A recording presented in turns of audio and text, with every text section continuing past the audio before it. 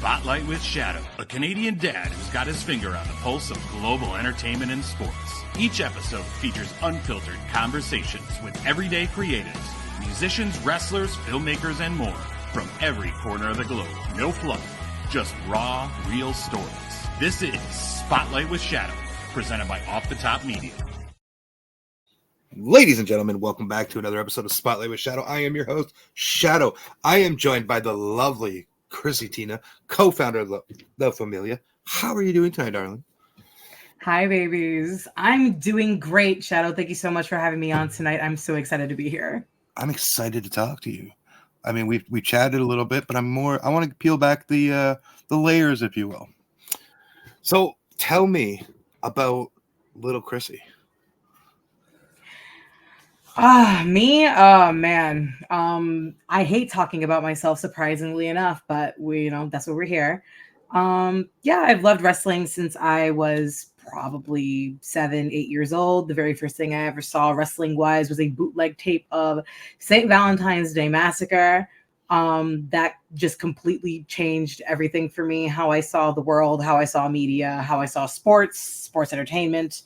And what really sealed it in for me was WrestleMania 12. Me and my brother watched WrestleMania 12, watched Shawn Michaels win the world title. And that is a huge core memory for me, just sitting there on my mustard colored carpet in my apartment in the Bronx and just seeing these different styles of people, these different places in the world that I've never been, and just having it broaden and open up my scope of life. And it's helped me a lot. It's helped me become more sociable. It's helped me be able to be more confident. It's helped me to do things like this, which I never thought that I would be talking about myself for podcasts ever in a million years. But wrestling has done a lot for me, and it's helped me find you. And I surprisingly actually like you.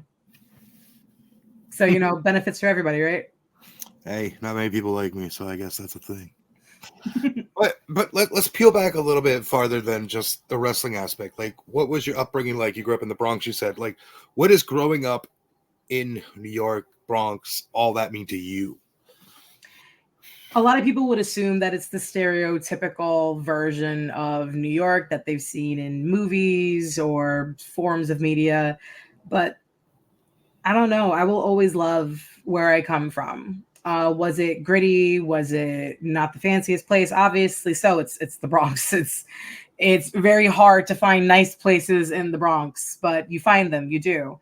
And it's just a part of who I am, no matter where I go in the world, no matter what I do. That stereotypical Bronx girl is always going to be in me, almost to a fault. I am very passionate about what I believe in and what I say. I'm also slightly confrontational, depending on the subject, but when it comes to the things that I care about, the devotion that I have, I greatly attribute it to being from where I'm from. I don't feel like I would be the person who I am today if I would have been born anywhere else. I love that. I mean, I get that. I'm from Toronto, right? So don't live there now, but that's where I'm from. And I get that whole attitude that you have. Like, where I grew up in Toronto wasn't a nice place by any means. It was the ghetto. We'll call it what it was. Okay. So I know you online to be this social butterfly. Now, is that just something that's always been a thing of yours? Or are you just like, how are you in person, I guess, is what I'm asking. I have the both gift and curse of being able to code switch.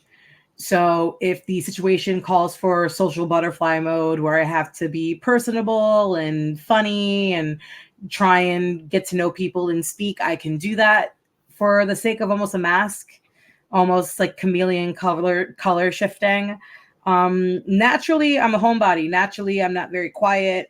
You can ask my best friend was actually on this podcast, Pat the Wise Man.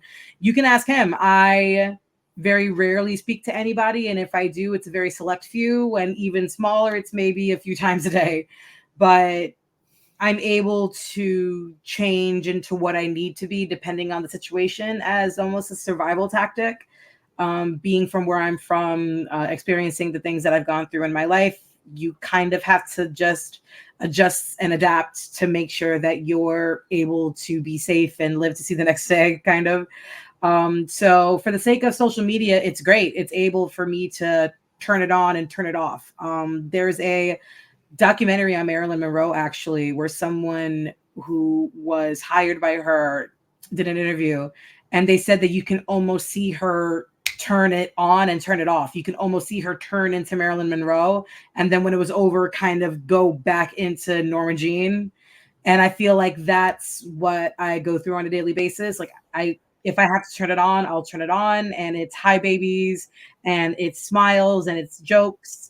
And that is definitely part of who I am. Don't get me wrong. I love that part of who I am, especially because it's allowed me to meet the people who I've been able to meet because of it.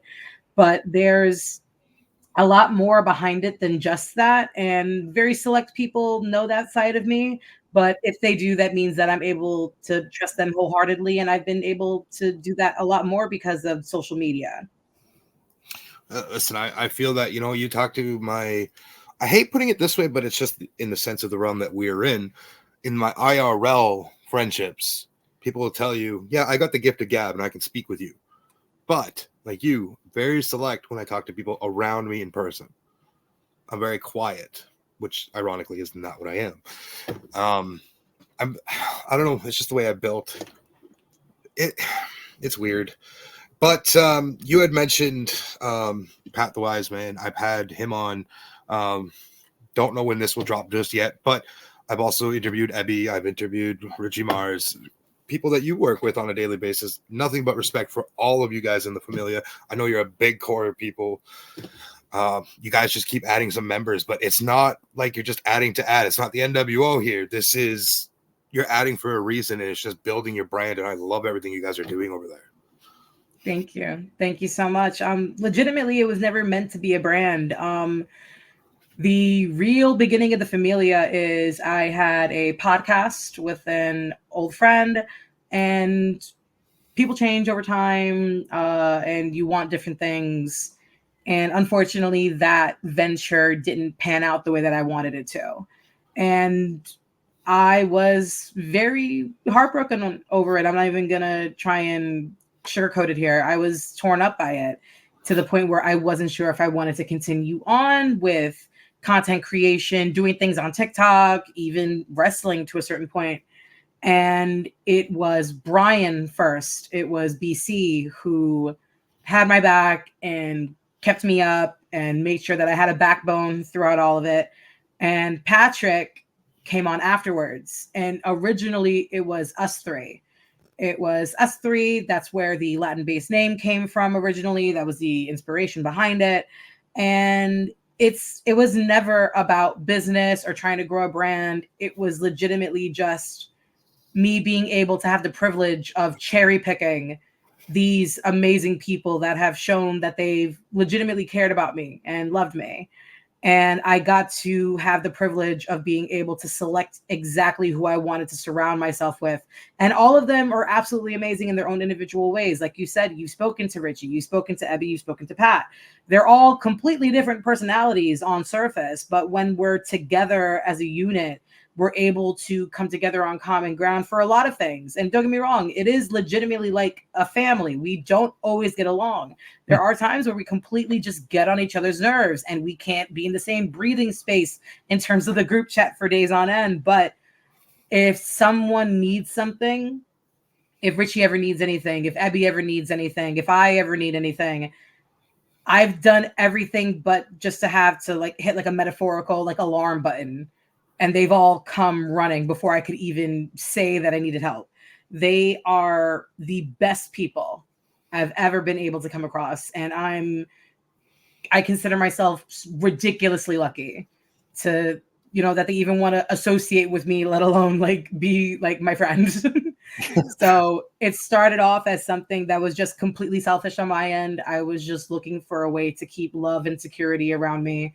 And they've been able to turn into so much more than that. And they've been able to turn me into so much more than that. And I'm forever grateful for those people, for my family. Listen, I'm in kind of the same boat with you, like that the people I've built without the top. It's me and Scal's built off the top. Then you have Will and Al, who brought Mod Spots, and we've collected, or I should also say Ribbon City, and we've all collectively come together as a huge group. And like you, there's days where we all talk, but there's days where sometimes we're we got to just breathe because we all come together, but at the same time, it's still individuals. I started this as a wrestling thing. I no longer do a lot of wrestling content. I just do sporadically here and there. I do this now and other shows, whereas Scals and Will and them collectively do wrestling. But I'm still here. I'm just doing my own thing within the network now. Okay. So, what is your favorite moment in life other than wrestling? Once again, it's gonna be very cyclical, but it's the formation of from Familia, and that's not to plug us. That's not to Plug away. make this a big billboard. It is legitimately, that is something that has shaped me in a way that I wouldn't think possible, especially at the age that I am. You think that those more formative events would happen in your younger years, early 20s, stereotypical things like that. But I am not the same person who I was a decade ago, 5 years ago. And a big chunk of that is these people that I've surrounded myself with. Like, it's the pieces of Voltron. It's the Power Rangers forming the Megazord. It's all those fantastical things that you see in your head. That's what it feels like. The amount of growth that I've had in the past year, being able to learn from these incredible people, which have in turn led me to you. I met you through Patrick, and we wouldn't have ever had this if it wasn't for him. And that's what I mean. Like, it's wild what different forms of ways of thinking and different forms of thought can do for you as a person. And meeting these people and being able to grow and learn and lose together and gain together and win together. This has legitimately been a core memory for me. This will change me for the better for the rest of my life. And it's very difficult in your adult years to make friends. I think we've all, especially in the day and age of everything being mostly on the internet, we all kind of feel that struggle and pain sometimes, that ache of wanting to be able to reach out to somebody, but you're not sure if it's genuine because it's all social media. I've never had that issue with the people who I surround myself with now. I've never questioned their generosity towards me or whether or not they're genuine. It's these forms of people, these ways of thinking that has made me better. And I'm so glad that I got to experience this now rather than not at all. And it's legitimately made me excited for living, for life. And speaking as someone that has not had a history of excellent mental health, being able to be excited to see the next day and what that brings and what may come, it's rare. It's rare. It doesn't happen all the time. So the fact that now I'm in that state way more often than I've ever been because of where I am now and because of the people who I've met along the way, that's something exciting for me. That's something that means something to me. That's something that I hold on to. I hope that answers your question. It does. And I'm very appreciative for you sharing that. You mentioned Pat and how that's how we became, friends. I respect Pat a lot. He's someone that very similar to me. We have the same kind of core values in a sense. And when he said you're good people, I trust his instinct. I don't typically like to be introduced to new people unless I introduce myself in a sense. You know what I mean? And Pat's like, no, come check these out. And I came and checked you guys out, and I scared you shitless with the mask the first night. It was good. Oh, no. Yeah. Are we not just going to say how we met the first time? We're just going to glaze over that? I didn't glaze over it. I bought the mask up. I bought my ever so loving Fiend mask up. Mm-hmm. But Pat's a good person. And like you said, so by him trusting the group of you, that tells me a lot about all your characters. Because Pat's not someone to just let people in. And I've learned that the hard way. It's taken me a long time to get there with Pat. Not in a bad way. It's just he's closed-chested, right? Like, but rightfully so. He's got reasons. But you guys are a great group of people, and I'm excited to see where all this fun, loving Familia stuff goes. But I do have a question. This was brought up. Well, not a question, but I got to hear if this is true. Richie had told me that you guys didn't Mhm. call it La Familia because he didn't understand the actual meaning behind it. The joke is that originally, so the name of, you're gonna get a little inside info here. So the name of the official group chat is La Familia Mezclada. That was Pat's idea. That means mixed family in Spanish. Basically, like we have all creeds, colors, orientations, and that's what I wanted. That's always what I wanted. I've always been very into representation matters, speaking as a Puerto Rican girl who grew up in the Bronx. And that's something that I always wanted to make sure that was very painfully obvious with us. Whatever we ended up doing, whatever we ended up associating with, these are our core values. If you like it, great. If you don't have to be here. And I always wanted to make sure that that was up in very much at the forefront. Me, Richie, and Patrick were the first. And then the others slowly started coming in. I believe Richie was the next person after Patrick or the person after that, but he was a fairly early ad. The very last person we added was Michaela in terms of the core 8, the original 8. Since then, we've added Shayna, Mavaray, my best friend Bianca, wonderful, amazing people. But the core 8, Eddie was the last. Michaela was the last one. Me and Brian were talking, and we're like, okay, so it's La Familia, and he's like, well, for our non-Spanish speaking brethren, cousins, we should probably half and half it up. We'll just do Richie the favor, and we'll just call it the Familia, and not La Familia. So whenever I can, I'll sneak in La Familia in, for example, La Jefa. I'll add that in there because since that day, Richie insists, he's like, I can speak. I know what that meant, guys. You didn't have to just put the in there for me, but okay.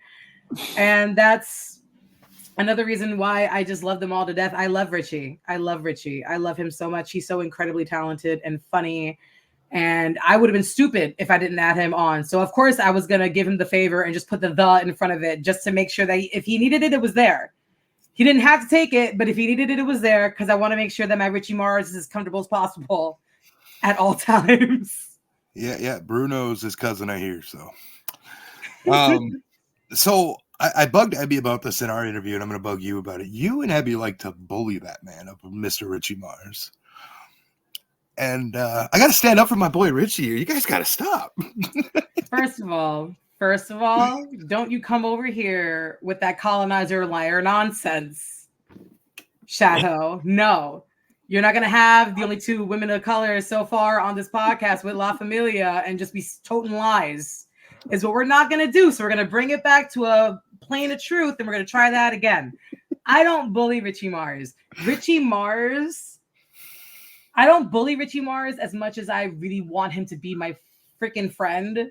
And I'm going to do it at all painful costs to Richie. I don't care. Richie's special. Richie's special. And I love them all. I love them all for completely different ways and reasons. But Richie's the first podcast I ever did. Richie's the first podcast I ever did. If you watch that podcast, please watch Richie Mars's podcast, Wrestling Retold and Relived with Richie Mars. Every Tuesday release drops. The episode he and I did was about the Unsung Divas era. And you can see how stiff I was in that interview. You can see how professional I was trying to be. And I wanted to be Richie so bad. I still in ways really do want to be like Richie. He's so incredibly talented and sharp and detailed, and like it's ridiculous how organized Richie is with everything that his life entails. So the fact that he's able to post 3 to 5 times a day and does everything else that he does, like I'm internally jealous. So the reason why I bug Richie Mars as much as I do is because I want to pick his brain as much as I can. It's like having a wealth of riches in front of you and you not taking advantage of it. Like that would be insane. And I bug Richie as much as I do because I very much do respect him. I slightly idolize him because of just how talented he is. So yeah, I keep as close as I can to Richie to an almost annoying extent, but it's only because I greatly love and respect him.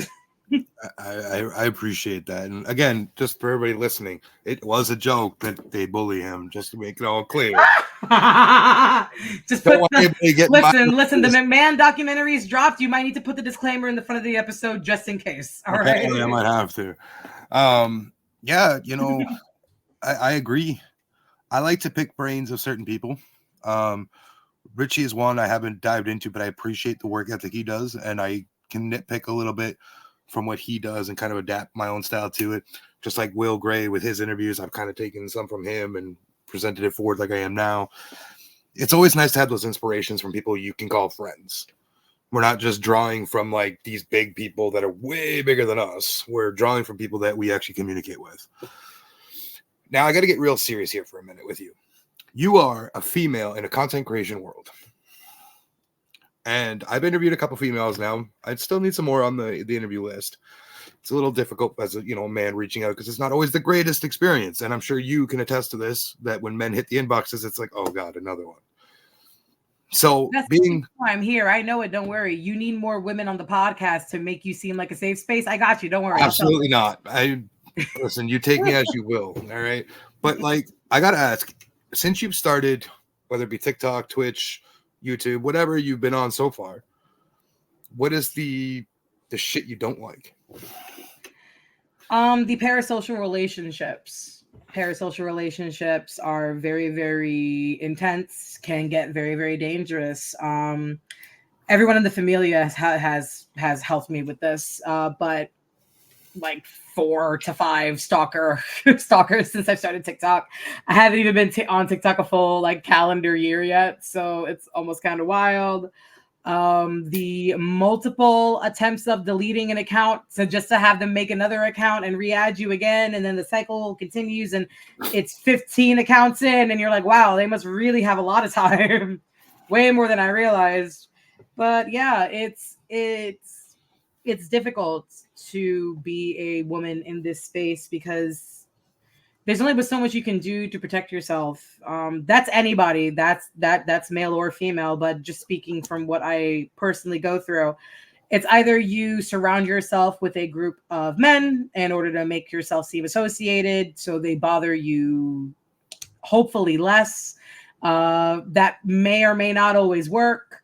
And then once they get past that, it's just the consistent barrage of unwanted either suicide asks and or other things. I personally prefer the suicide requests than the other stuff. But yeah, it gets very, very dark, very, very fast in a space that's meant for wrestling. Like literally a space where there's something called the Blue Meanie, and there's a gentleman that dresses up as a hurricane, as a superhero.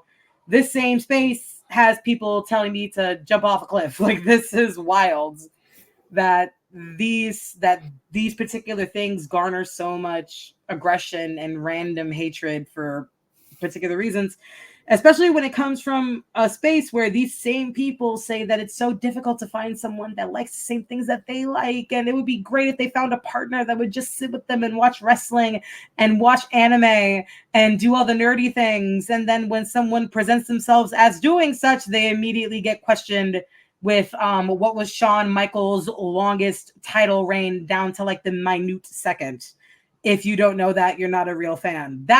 Those are my things. It's the parasocial relationships and the gatekeeping of it all.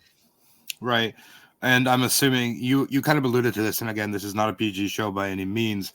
I'm assuming you've gotten your fair share of dick pics in the year that you've been a big social person. Oh God, that was also just before TikTok. So yeah, that was just me living life. But yeah, when I tell you my Instagram DMs are private, anyone can follow. If you want to support your girl across social media, but the DMs got to be checked before they just do that. My dear sweet Brian, dear sweet BC, yelled at me because he verbatim said, you don't have to follow everyone that follows you back. I'm too nice. I can admit that. But I would just want to follow back everyone that followed me because I wanted everyone else to feel, nice and supported. And then, yeah, harassment attempts. So I'm like, yeah, maybe I shouldn't follow everyone back. You almost didn't make the list. But you know what? Patrick said you were nice, and I haven't regretted the decision since. So we're good so far. Right? You know what? Even if you didn't let me talk with you, I would respect it, right? Like I'm not here. I'm like CM Punk, right? I'm here to make money, not friends, right? Is that how you said it? Yeah. No, but no, I like I just don't get it, and I'll never understand exactly what you said. Is these guys out there that are looking for, oh, I want someone to share my similarities of common interest with, but then as soon as a woman does these, and it's not just women, but a large majority, unfortunately, in the wrestling world, it is this way. Where you guys present yourselves that quick-whipped and smart, and you're just a dumb chick that read on Wikipedia, or it just doesn't make sense to me, and it is disgusting. I know a few people that have taken it too far, or you have these males who maybe push their fandom a little too far towards the female talents, and it's really questionable at times. Yeah. I mean, speaking to someone that has daughters, you have children who you love very, very much, and they may want to go into professions that are not predominantly women-based, women populated, like wrestling or hockey. I know you're a huge hockey fan. I believe some of your boys do hockey. My two older boys do, yeah. Yeah. So let's say, for example, your daughter one day shows interest in these male-dominated worlds like hockey or like wrestling. Like, what do you do as a parent when you know that these industries are not incredibly kind to women, but you love your daughter and you want her to succeed and you don't want to clip her wings before she even has a chance to fly, but you know what these places are? What do you do? I mean, my daughter is a huge wrestling fan, and she's only 5. And I'm going to keep her off any bit of the internet as possible. Just let her enjoy what she enjoys. Obviously, I can't keep her off the internet. You know what I'm saying, though? Like, it's scary. Yeah, I just hate the people that don't give you guys the credit you deserve for all the hard work you actually do. I'm not afraid to admit it. You probably know a lot more than I do. And like, there's nothing wrong with that. It's good to have that comparison and that balance. We're not comparing, but you know what I mean? Like, oh, Chrissy, can you tell me what happened in 2001? And you'd be like, yep. And I wouldn't even question that. You know what I mean? Like, certain people would be like, oh, is that really happened? And they'll go and Google it. Like, why? Why ask the question if you're just going to be a dick about it? All right. I'm sorry, I got frustrated there. Favorite match? You had alluded to it a little bit, but what is your favorite match of all time in wrestling? Oh man, it's like it's like trying to pick a favorite kid. It's like trying to pick a favorite kid because I have one. It's my daughter. Oh God. Those poor boys. They all know it. It's fine. But it's like different ones mean different things to me at different points in time. Like Halloween Havoc is a classic. You can't take away Eddie and Ray from Halloween Havoc. Wise Man and I actually did a podcast with XLJ the OG not too long ago, speaking about Eddie and Ray, and just the fact that no matter where you go, no matter how much time has passed, two of wrestling's absolute monoliths, two of wrestling's absolute like Mount Rushmore figures are, for most people, either Ray or Eddie or both. And no matter what happens, no one can take away from me that two of the greatest to ever do it are two Latin men. And I will always love Eddie and Ray for giving me that. No one can take that from me. No matter what happens, no matter like if I have kids or not, hopefully I do, I can have them grow up to look to these people as inspirations, as brass rings to reach for, because they did it. Ray's still doing it. Ray's probably still one of the best to ever do it, if not the best luchador, point blank, period. Eddie was a gift that we haven't seen since. I haven't seen a performer like Eddie since he's left us. I have a question about that. Arguably, Ray is the best luchador of all time. Had Eddie not unfortunately passed away when he did, would we still be calling Ray the best? Because I think we'd be having that whole different conversation. I think they're two completely different styles of luchador. I believe that there is the non-masked luchador that does ring work, tech work. That's what Eddie did. Ray is masked luchador, that is flyer. two separate subgenres of the same title. So you can afford to say that Eddie is the best luchador and that Rey is the best luchador, and technically you wouldn't be wrong both times. So it's like a 1A or 1A situation. Exactly. It's a column A, column B situation. Yeah. Mm-hmm. They're both part of the same genre, but they're also part of two completely different subgenres. Rey can't do what Eddie does. Eddie can't really do what Rey does, but they're still considered the best in their particular fields. Very similar to how people still to this day debate whether or not it's Shawn or it's Brett. Me personally, it's Shawn and Brett because they both did two completely different things. Brett's a mat tech. Shawn was in-ring work, but he was slightly a little bit more of a showman. I love Brett. Brett's dry. I love Brett. Brett's dry. Brett is dry. But that's not here there. You know that there's like 1,000 Canadians right now just like screaming blood, like it's like the Ark of the Covenant, just like faces melting. Canadians said that they don't like Bret Hart. But yeah, like that match means a lot to me. Trish Stratus and Lita main eventing Raw. That meant the world to me, seeing that happen for the very first time. WrestleMania 35, Kofi Mania, Daniel Bryan, WrestleMania 35 again, Ronda, Charlotte, Becky, the first ever women's main event, the very last single night WrestleMania.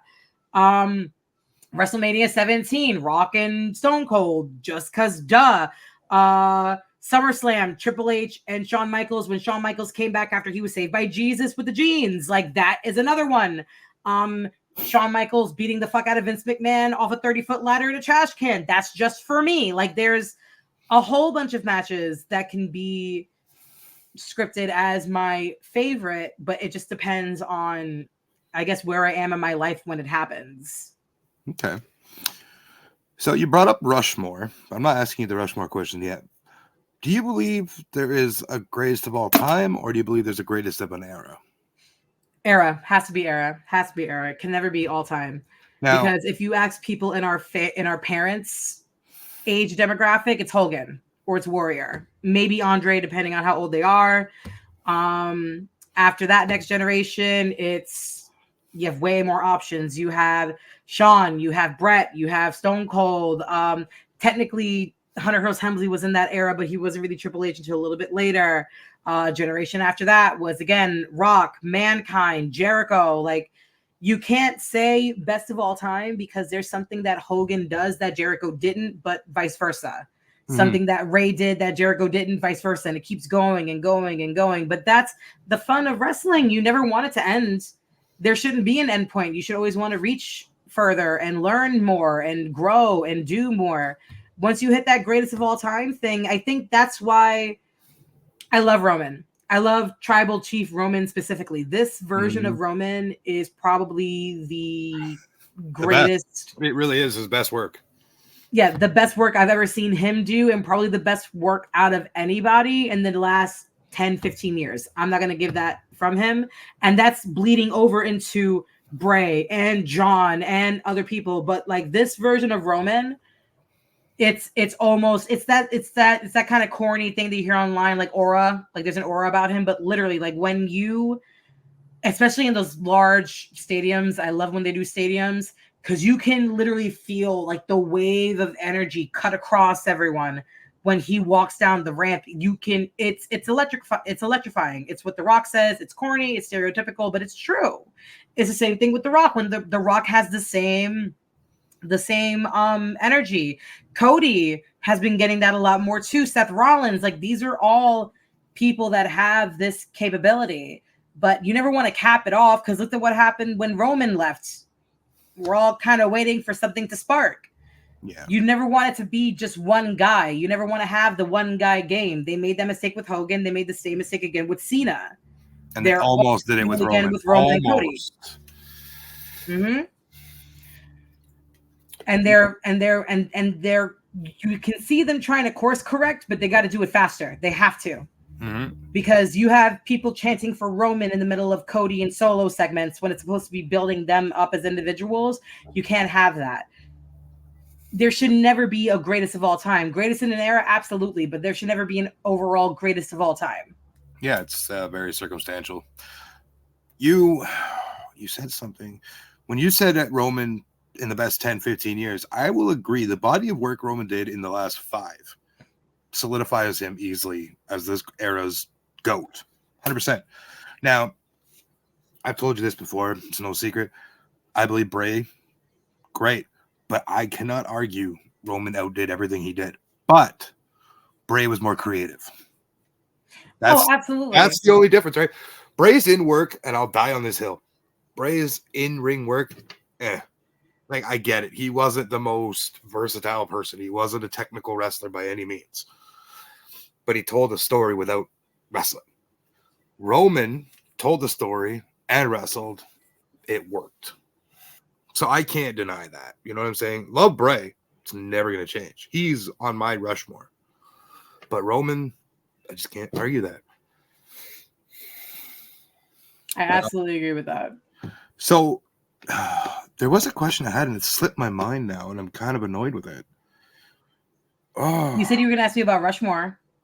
Yeah, no, there was another one when you were talking that I thought of, and it had to do with the females. But yes, tell me your Rushmore. So Rushmore, it's Shawn, it's Eddie, it's Ray, it's Randy. Okay. Those are my I ones. can appreciate Randy being there. And now I remember what I was going to ask. So you said you drew inspiration from the, let's say not the American way of wrestling. You draw from the Mexicos, the Puerto Ricos, and all that in talent, right? Like Priest, Mysterio, Guerrero. So for you saying like these are people you idolize, I'm Canadian. We have a few wrestlers that have come out here. Jericho, Omega, Sami Zayn, Kevin Owens. The better of the hearts, Owen. Like, I get it, right? Edge, Christian. Those are to name a few, right? And those are guys I looked up to growing up because they're from Canada. So, like, I get that, and I love that. It's such a connection, right? Like, these guys got my, heritage, and these guys are my heritage. And then you have the normal American way, and it's like, all right. Favorite WrestleMania of all time? Favorite WrestleMania of all time? It's 17. It's 17. I know it's such a stereotypical answer, but man, is it 17. The only one that would kind of inch it out for me is 35, because that's the one that I was physically at, was the one in MetLife. But man, 17, just top to bottom, down to the video package for Rock Austin. It's that just My so Way good. promo still hits it's today. Just so good. Richie actually put it in the group chat not too long ago, and like everyone in the Familia, one big thing that we all bond over is music. And it's good when you feel like that ache in your chest, like the tightness in your throat, we're not even showing it. Like, yeah, exactly. Just knowing it's coming. That bass is gonna come, or that like the beat drop is gonna happen. Just knowing exactly when it's gonna happen in My Way or in Rollin' or in Break Stuff, because for some reason Limp Bizkit was very into WWE for a long time.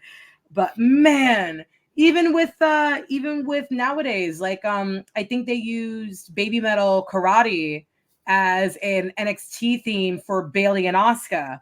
I love that video package. I love that video package to death. They did Imagine Dragons for Daniel Bryan. I think it was Monster. That was an amazing video package. Like, it's amazing how tied fashion and music is into the wrestling industry that a lot of people I don't think will ever be able to realize.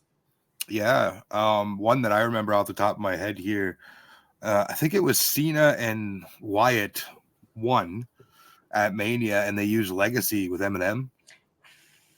Woo! I know exactly what you're talking about. What you're talking about. That one hit well. Like, there's sometimes you look at WWE and be like, and then there's sometimes you look at it like, why is this music with this promo? But 17, I think it's a lot of people's favorites because it was a changing of the guard in a sense. We got a whole new presentation of WWE at that point, because it was kind of like, okay, this is the Attitude Era, this is the Ruthless Aggression Era. That was the WrestleMania that kind of divided those two eras. I was at 18. You know, I was like 10, 11 years old, but I was at 18, still not my favorite one because 17 still tops that. There's been good Mania since. It's hard now with the two nights to really put into perspective because now you're just like, oh, night 1 cooked this year, night 2 cooked last year. Like, it's good. It's a good time to be a wrestling fan. With that being said, if you could deliver a message to the IWC or the Wrestle Talk community, what would you tell them and why? Fucking be nice to women. Surprise. Fucking stop being weird. IWC, just because they like your post doesn't mean that they owe you time of day. They don't owe you connection. They don't owe you anything. No one owes you anything in this fucking world. Just enjoy the content and shut the fuck up. I feel like that's as direct as I can possibly be. I love that. My next question, you're a podcaster now, as you say, and I say you are as well. WWE and AEW call you. They want you to be a journalist for them. You get offered $10 million, both companies. Everything is the same, both sides. Are you going to Triple H or are you going to Tony? Triple H. Can I ask why? And it's the most mark reason. It's my childhood. It's my childhood, especially now knowing if we're going to go real world with it, knowing that VKM is no longer at the helm and that it's two people who I grew up idolizing. I love DX. That was going to be a co-tattoo with an old friend of mine. That's how much I love DX. And knowing that it's these two men that I've grown up and idolized and have watched them go through different stages of their lives and their careers and seeing them grow and be successful and their vision for the future and what they want and who they're willing to hire, who they're willing to employ to get themselves to that point. That's what I'm going to do. That's what I want to do. Don't get me wrong. I love the anti-establishment of it all with AEW. I love the competitiveness of it because wrestling shouldn't be a monopoly. We saw what happened when that happened and it didn't work out for anyone really. But man, just it would feel like not going home. Right. And I couldn't do that to 10-year-old Christina. That's fair. It's funny the way you just worded that entire thing because we go back 20 years and that's a fair 20 years. No, okay, maybe a little farther, 25 years. Would you have anticipated two degenerates running WWE 25 years later? Not in the way that they're doing it now. I've never seen this. I always felt like Hunter and Sean were going to be backstage guys, that they were going to be suits in some way, shape, or form, but more to how like JB Noble is a suit or how Jason Jordan is a suit. Like that's how I saw Sean and Hunter, specifically Sean. Like I would say like 20 something years ago, Hunter was still with Stephanie. So like once that happened, we all kind of knew where he was going. But with Sean, I always thought that it would be like a lesser role backstage, but I don't know, man. Like you can see towards the end just how much he really did love it, just how much he really did care about it, how much he missed it. And it's very similar to why Edge went to AEW for Christian. Sometimes you just want the selfish thing. Sometimes you do just want to end out your career with your best friend. And you can see now in the vignettes that they do for NXT or whenever they do interact that they're still very close. And that just makes me feel nice, you know, with all the wickedness in the world that these two people that met each other decades ago still do legitimately have that kind of care for each other to where they would be willing to work with each other every day or often at least. Like that's what would make me want to go to WWE. If you could go back 18 years and you could tell yourself something when it comes to the world of professional wrestling, because I'm not going to get too personal here because that's not what we do, what would you tell yourself? In the world of professional wrestling, wait and speak. I was very, very quiet. I didn't make my wants or needs known for myself, let alone anything else. Over the years, we've seen if you press hard enough, if you speak loud enough, if you get enough people around you, you can get noticed. The Give Divas a Chance movement is a great example of that. Not everything is going to come to you immediately. Unfortunately, that's just not how the world works. But with enough grind and effort and determination and drive, you can get the ball moving. You can get the wheels turning. You can get the car started. You can do all of that. And just because you feel like your individual voice may not be enough, still do it anyway. Make the content anyway. Do the podcast, make the song, do the recording, do it anyway. Because that might be the one thing that someone else needs to resonate with to add on to it. And then someone else comes on, then someone else comes on, then that singular voice turns into a loud roar. People notice you, and you can make change. You can force change. You just got to speak up. See, I asked that in a World Wrestling way, and you made it personal, which is what I was hoping for. And I love that. And that whole answer was just exactly what I was looking for. Now, you have a beautiful logo behind you and up there in the corner as well. Please tell us the inspiration of this whole art. So, first of all, make sure that you support your local businesses. Make sure that you support your small businesses, your individual commissioned artists, however you can. My original logo was done by a wonderful artist named Paggy. I love her work, adore her work. But there was a point where I felt like I needed to change. The original logo I had was a little bit more juvenile looking, a little bit softer, more cartoonish. And I've changed and grown since that point in time. And coming right back to Familia, I wanted something that was close to me, that meant something to me, connected with it. So once again, our dear sweet designer, Brian, helped me with the logo, the inspiration being the Yu-Gi-Oh card. I forget the name of it off the top of my head, but it's split hearts. It's one side of an angel with a red heart in the center. Other side, it's a black and purple demonic version of the same angel with a black heart on the other end. And I love that card. I love that show. And I'm very much in the point in my life where I'm just trying to heal past traumas. I think that's what we're all trying to do at this point in our lives. And it's the little things that make me happy. It's the cartoons I used to watch when I was a kid. It's the music I used to listen to when I was younger. So tying everything into my logo, all the things that I love, the purple and black for Rhea Ripley, Damian Priest, purple and black being my favorite colors overall. The tomboyish aesthetic with the hat, the glasses, Brian just basically showing that he knows me more than I know myself, because this was all him.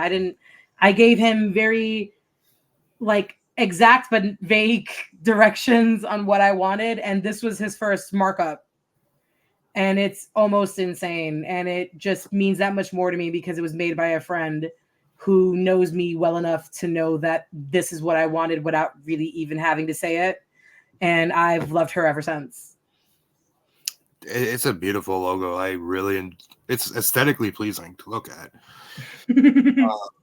Shout out to all that. So I'm going to give you a minute here because I feel like you're the type of person that I can count on to deliver a message here. If you could tell, we're not just going to say females, anybody in the world that's coming up in what we do, what is a direct message you'd love to tell everybody? Get ready. In what we do in terms of content creation, wrestling, social media, things like that. This is going to start taking off a lot more. The popularity of wrestling coming around again, the way that it used to be in the late 90s, early 2000s. It's getting real close. It's getting very close to how it used to be. So that means that what's that saying? Rising tides raise all ships. So if the thing we cover gets more popular, that means that the eyes on us are going to become more, which means that we have to start doing more to get noticed in the sea of people. So unknowingly, the fact that AEW and WWE are doing more and doing better and becoming more grandiose, in turn, is going to force us to have to do more in the long run in order to stay relevant. So for the people who are already fans of you, obviously, so this is an immensely popular podcast. That's why I'm here. The people who do these podcasts with you, to the people who don't know that you exist yet, they're all going to have to get ready for the influx of your creativity, the influx of your products, because the thing that we cover, whether it be music or wrestling or anything else, is going to continue to grow and continue to change, which means that we do too. So just when you think you know who Shadow is, just when you think you know who I am, that's never really the case. So you always have to be in a state of getting ready, because things are always just going to be more exciting coming down the pipeline. Like for you, for example, I'm so excited to see where this podcast goes, where your content goes. No matter how odd our first encounter was, I do legitimately see the talent in you, and I do legitimately see potential in you that's continuously evolving and changing for the better. So the whole message for everyone is legitimately just to get ready, because you might as well try and be. I think there's a couple lights off behind me. You might as well. What is that? What's that other saying? You got to stay ready so you don't have to get ready. Yeah, something like that. Yeah. Yeah, something like that. Always ready. Matt Cardona. Now, I know this just from. Well, first off, I'd be remiss in saying I appreciate the words there. Very humbling, and I appreciate everything you do, and I believe in you guys and you and everything you do. You are arguably one of the most positive people in the IWC that I actually look forward to hearing an opinion from. Not going, oh, she's talking again. No, I actually listen to what you have to say, because it's, again, you're not shitting on one thing or the other. You're giving an opinion, and it's educated. You're not just spewing shit out of your mouth to spew it. Yeah. So I hear that you like to. You're a big fan of the big companies, but I hear you're a little bit of a traveler to these indie shows. So what is an indie fan like? I mean, I know what I'm like as an indie fan, but for you in the States, you have a lot more exposure than I do. Ooh, okay. So our dear, sweet mutual friend Alex Kane, shout out MLW, shout out Boomaye Fight Club.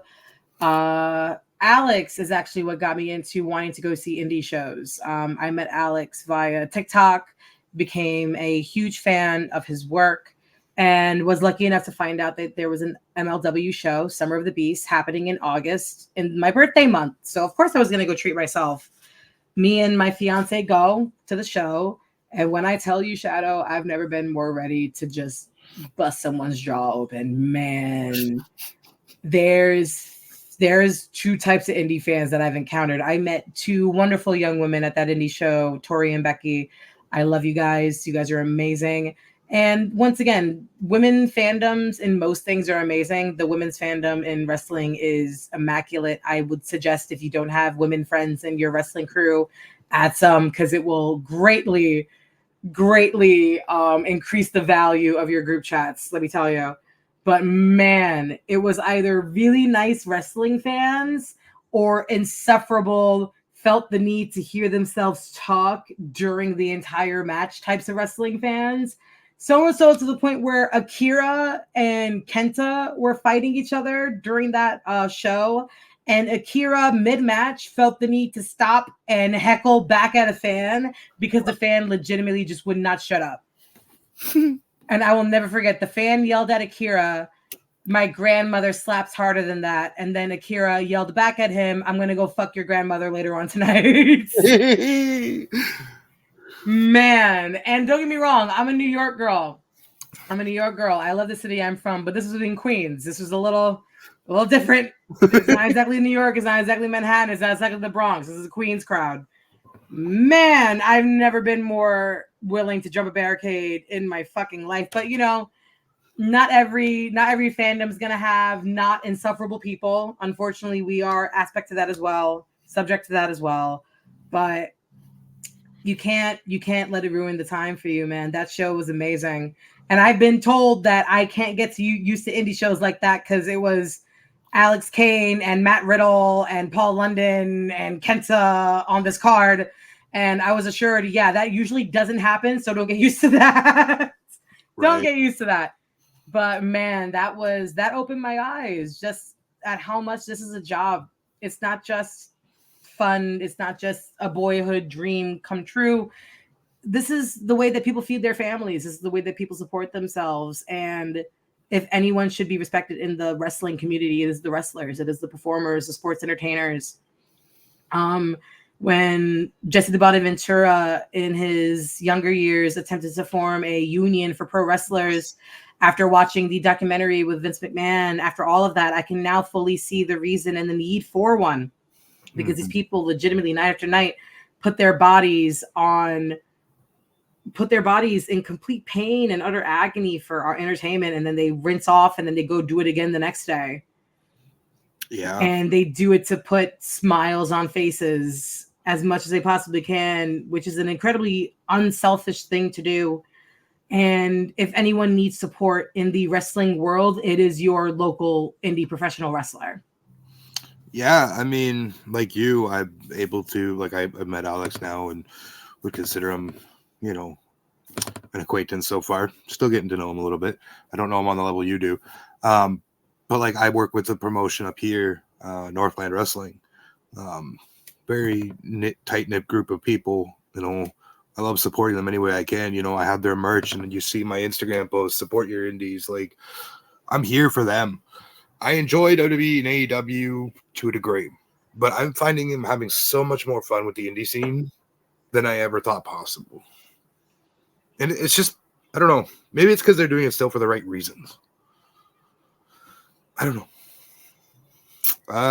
Okay. I'm going to rattle off a couple things here.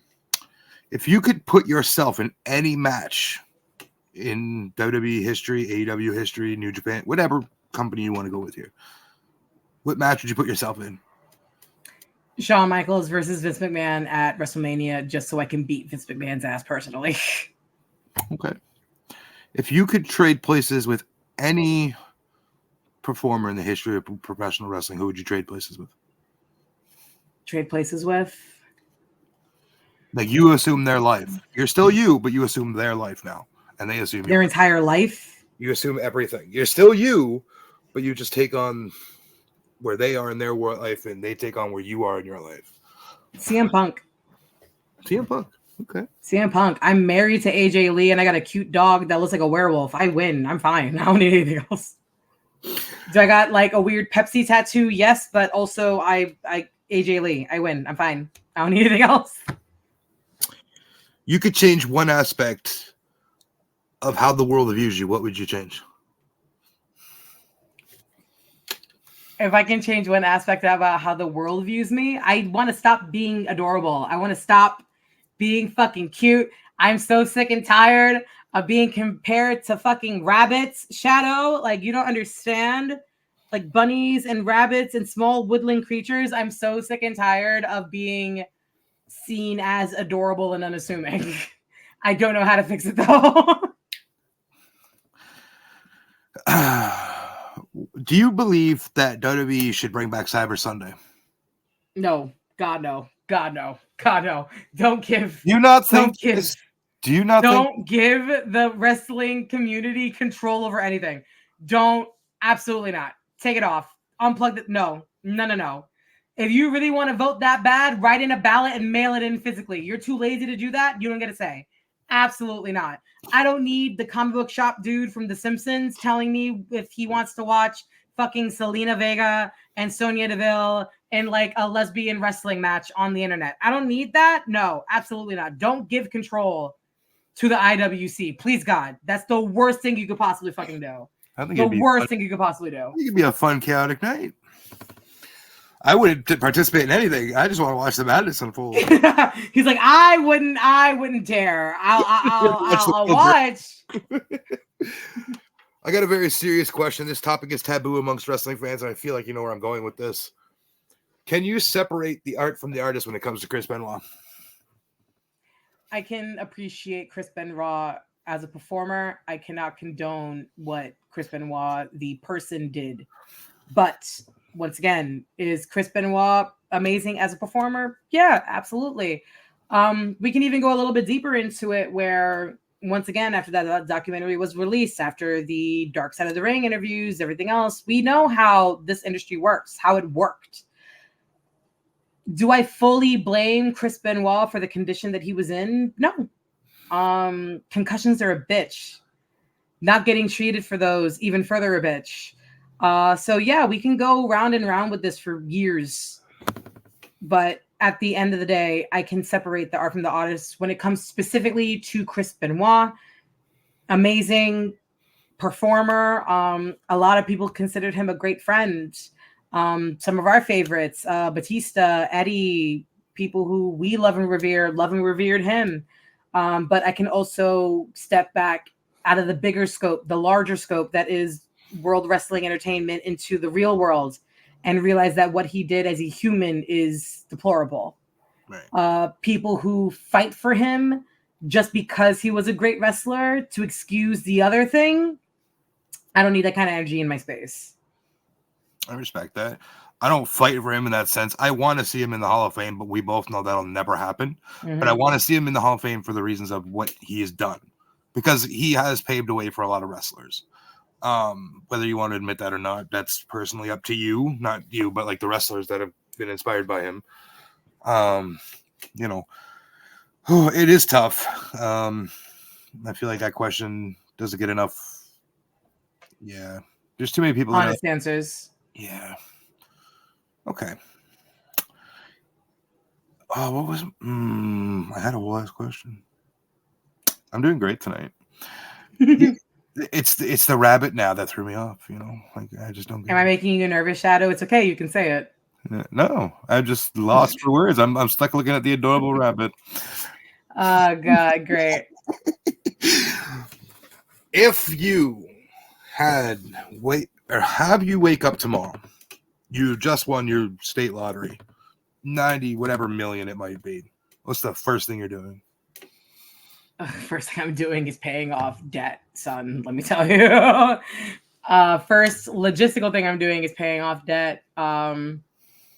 Honestly, it's my usual problem. I'm not doing anything for me, really. It's me setting up a trust fund for my nephew, my cousin's kids. My fiance has baby cousins that are going to school and going to college.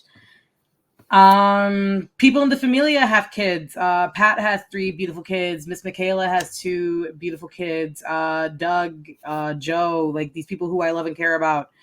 I would make sure that they're set up before I am, because they have lineages, people that care about them, people that need them.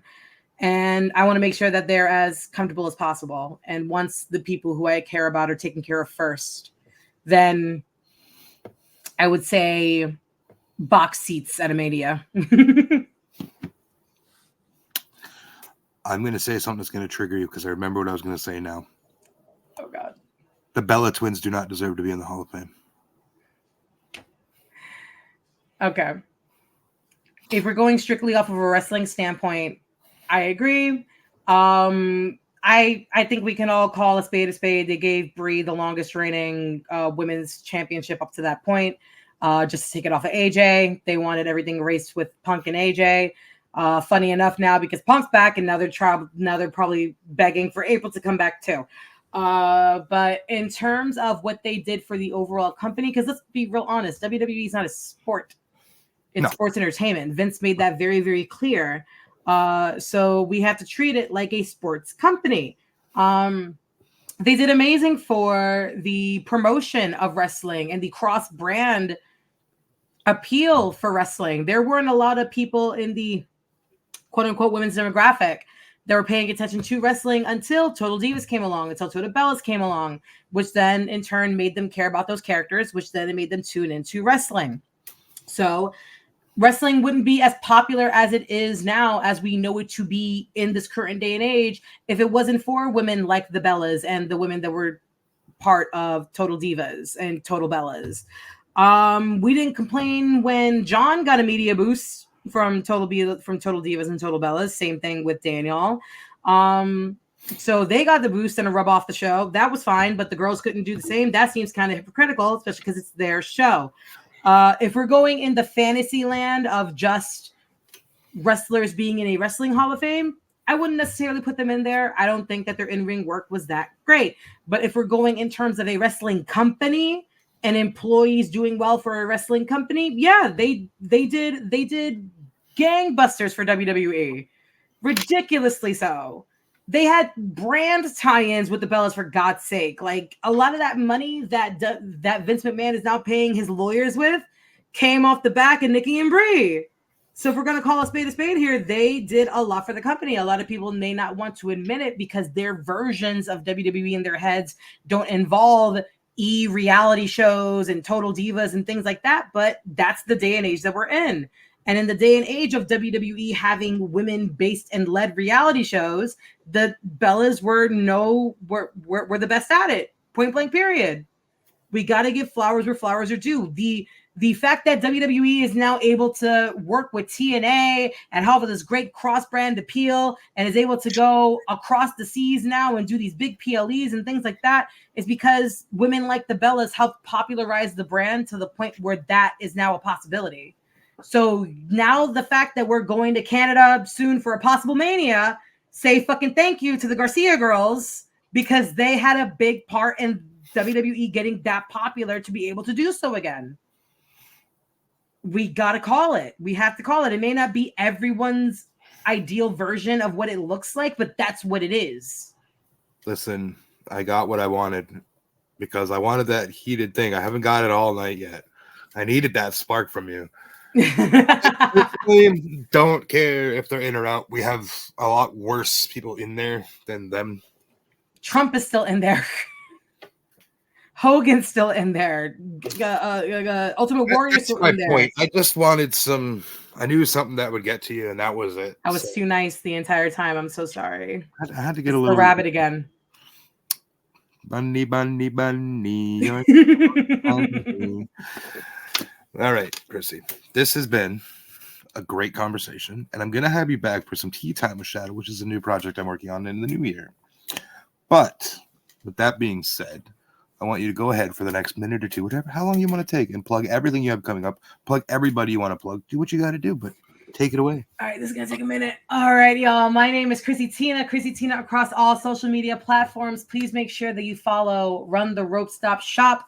That is a wonderful website where our dear, sweet creator, Brian, makes amazing merchandise like my logo right over here. I have merch. Pat the Wise Man has merch. Richie Mars has merch. We all have merch.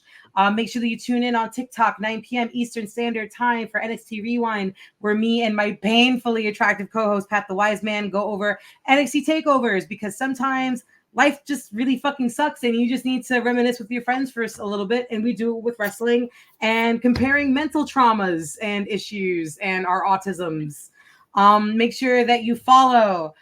Monday night is the Raw Live with Pat the Wise Man and Ebby. Tuesday is the Richie Mars Live on NXT on TikTok. Wednesday is Brian's Live for Dynamite AEW. Thursday is Doug Pro Wrestling Wizards Live for TNA. Friday is the SmackDown Live with Pro Wrestling Wizard Just Doug and Richie Mars. And it goes all the way back to me with NXT Rewind on Saturday with Patrick from 9 p.m. Eastern Standard Time. Sunday, we don't do anything because it's the Lord's Day and we deserve a fucking day of rest. Please make sure that you follow Richie's podcast, Wrestling Retold and Relived. Make sure you follow Hot Take Joe's Hot Take Wrestling podcast. We absolutely love him. Make sure, once again, that you are following everyone in the Familia. Make sure that you are taking care of my boy over here, Shadow. He is amazing, and we absolutely love him. And dear God, y'all, the world is already in chaos enough. It is free 99 to be nice to each other. Wrestling is supposed to be fun. And like what my best friend Patrick always says, when you're getting a little tired of humanity and you feel like you're about to lose your sanity, life is always a little bit better when you're here with your family. I love you all. Make sure you do everything she just said, because if you don't, she's going to come bully me, and I don't want to deal with that. Oh, yeah. Just kidding. Anyways, ladies He and gentlemen. likes it when I bully him. It's fine. Listen, we don't kink shame around here. Ladies and gentlemen, this has been another episode of Spotlight with Shadow. Thank you, Chrissy, for your time. Make sure you hit up every bit of Familia content you can. Make sure you're following all things off the top, Ribbit City Radio. Just come back and leave good reviews and let us know that we're doing something you like or don't like. I don't give a shit. Just leave something. Anyways, ladies and gentlemen, thank you. Good night.